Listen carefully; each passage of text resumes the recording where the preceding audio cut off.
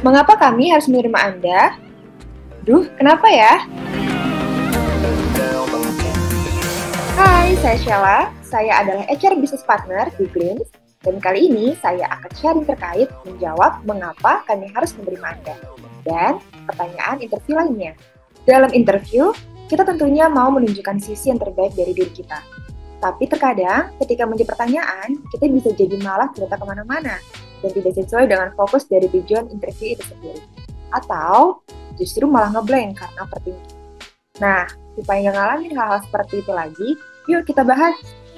Pertanyaan pertama, coba ceritakan pengalamanmu ketika tidak berhasil melakukan sesuatu hal. Menurut saya, ketika kita melakukan sesuatu, mau berupa aktivitas sehari-hari atau rutinitas dalam pekerjaan, pasti tidak menutup kemungkinan bahwa hasilnya tidak selalu 100% sesuai harapan. Dan ini adalah hal yang sangat normal dan tidak masalah sama sekali. Sehingga, jangan pernah merasa takut atau tidak enak ketika kita diminta untuk menjelaskan momen kita tidak berhasil melakukan sesuatu hal. Tapi, kembali lagi, ketika interview, kita harus bisa mengemas jawaban kita dengan baik. Jadi, dalam menjawab pertanyaan ini, kita bisa gunakan struktur penyampaian sebagai berikut. Pertama, jelaskan situasi terlebih dahulu agar rekruter lebih terbayang konteksnya dan memiliki pemahaman yang sama dengan kamu. Yang kedua, jelaskan bagaimana tindakan yang kamu lakukan dalam menghadapi tersebut. Akan lebih baik jika kamu dapat menggambarkan juga tantangan yang kamu rasakan. Yang ketiga, jelaskan pelajaran apa yang kamu dapat ketika kamu merasa tidak berhasil dalam melakukan sesuatu. Di sini, kamu bisa memberikan gambaran bahwa kamu adalah orang yang dapat menerima masukan dan ingin memperbaiki diri menjadi lebih baik. Dan yang terakhir, tambahkan bagaimana kamu berubah menjadi lebih baik dan tidak melakukan kesalahan besar. 4 poin tersebut, kamu bisa disesuaikan dengan situasi yang kamu alami ya. Namun, yang paling penting adalah kamu dapat memberikan pemahaman ke rekruter bahwa ketika kamu tidak berhasil melakukan sesuatu, kamu adalah orang yang ingin memperbaiki diri, terbuka dengan masukan, dan tidak ingin melakukan kesalahan yang sama lagi. Jangan lupa ya, ketika menjawab, keep it simple dan jangan bertele-tele.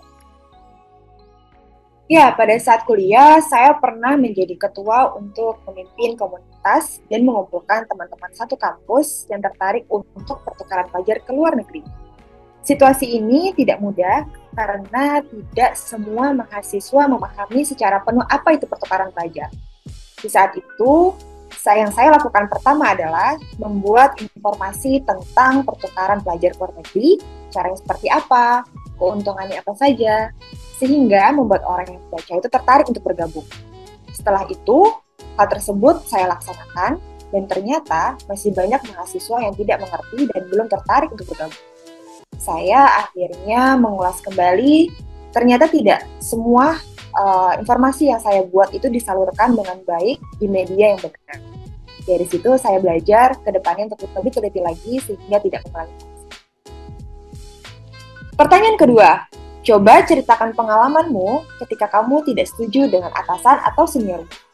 Nah, dalam menjawab pertanyaan ini, usahakan jangan libatkan emosi ya. Karena dalam pertanyaan ini biasanya rekruter ingin melihat bagaimana hubungan kamu dengan atasan atau senior kamu dan bagaimana kamu menyelesaikannya apabila ada masalah dengan atasan atau senior kamu. Jadi, fokuslah ke situasi atau masalahnya, bukan apa yang kamu rasakan kepada atasanmu atau senior kamu. Ada beberapa hal yang harus diperhatikan untuk menjawab pertanyaan ini. Pertama, jangan lupa untuk selalu memberikan gambaran situasinya ya.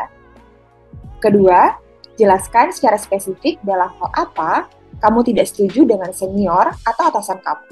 Dapat diperjelas juga masalahnya apakah tentang pengambilan keputusan, komunikasi yang tidak jelas, atau perilaku lainnya.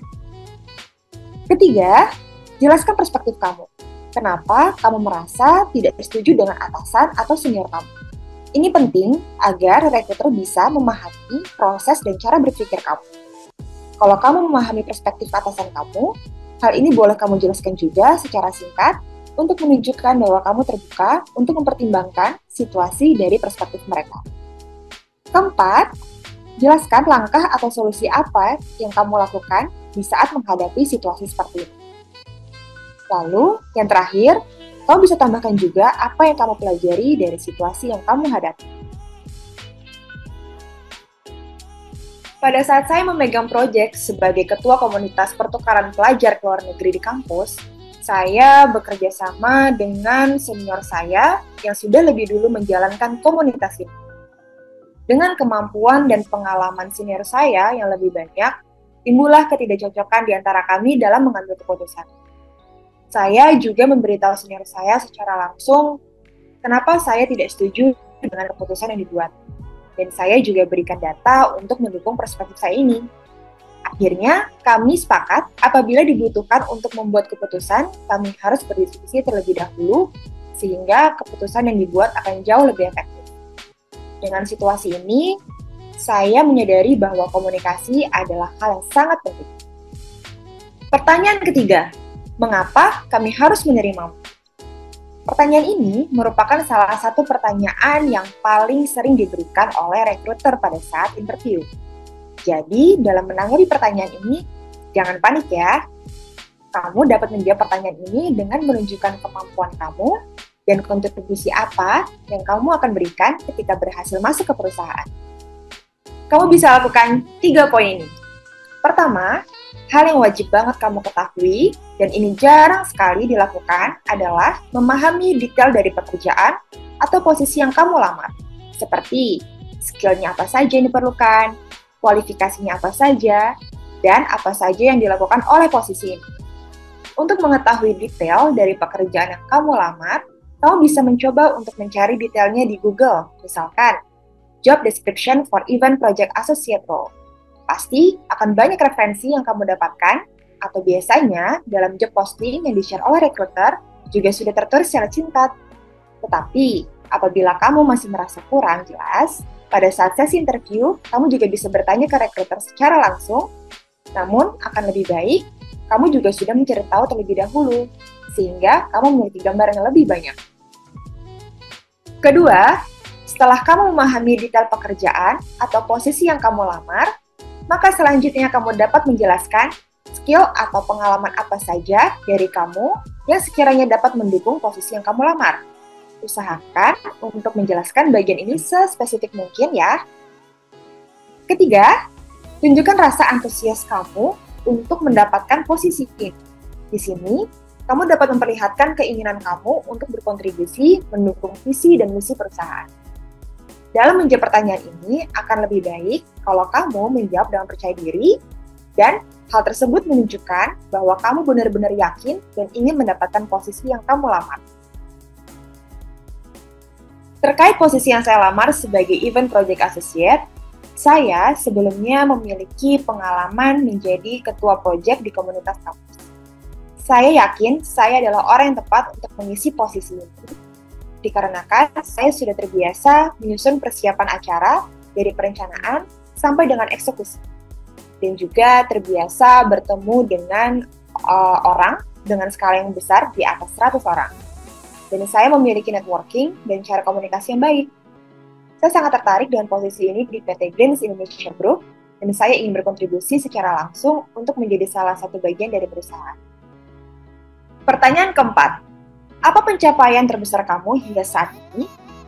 Nah, tujuan dari pertanyaan ini adalah untuk menyoroti pencapaian kamu selama ini dan menunjukkan potensi, keterampilan, dan kemauan kamu loh. Sehingga sangat diperlukan kamu untuk menjelaskan secara simpel namun mudah dimengerti. Nah, untuk menjawab ada 3 hal yang harus diperhatikan.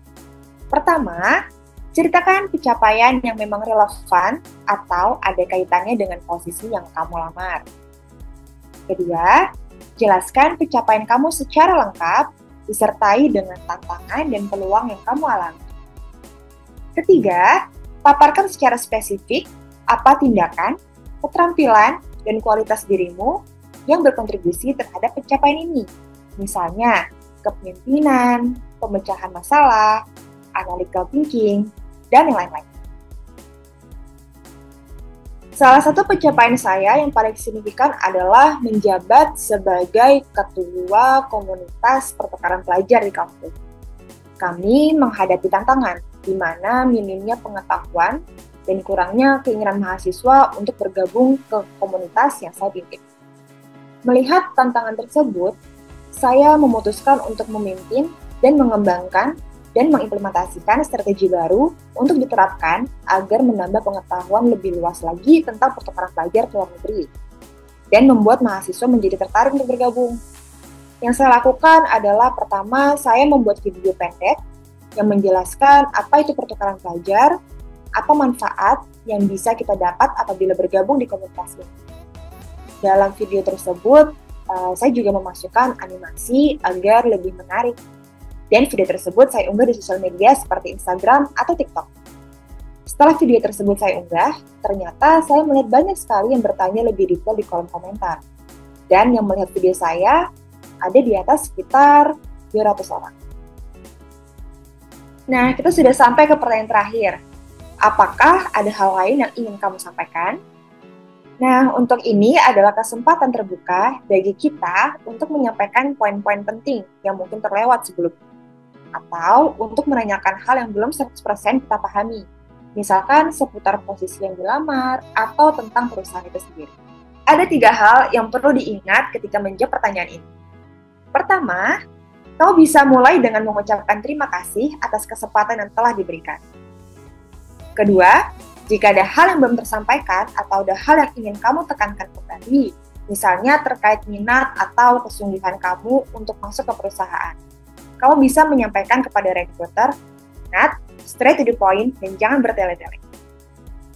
Ketiga, apabila masih ada hal yang belum jelas, bisa langsung ditanyakan. Tapi, hindari pertanyaan perihal gaji atau tunjangan ya, dikarenakan dalam proses awal interview recruiter ingin melihat kompetensi dan skill kamu terlebih dahulu. Jadi, lebih baik kamu fokuskan untuk menjelaskan pengalaman, pencapaian, serta menunjukkan kemampuan kamu apabila kamu berhasil mendapatkan posisi yang kamu lamar. Untuk membahas gaji atau tunjangan, lebih baik pada saat kamu sudah lolos tahap interview dan sudah masuk ke offering. Terima kasih telah mempertimbangkan saya di kesempatan ini. Saya ingin menegaskan kembali antusiasme saya terhadap posisi event project associate. Dan keyakinan saya bahwa latar belakang saya dalam mengatur proyek sangat sesuai dengan kebutuhan tim perusahaan saat ini. Nah, itu tadi 5 pertanyaan interview yang biasa ditanyakan dan cara menjawabnya. Semoga setelah ini teman-teman bisa menjawab setiap pertanyaan tadi dengan lancar ya. Thank you for watching. Buat kalian yang lagi cari kerja dan punya banyak lowongan loh, kalian bisa download dan apply langsung dari aplikasinya. Oke, jangan lupa like, subscribe, dan nyalakan lonceng notifikasi, dan nonton video lainnya dari Glints. And good luck on your next interview. Bye!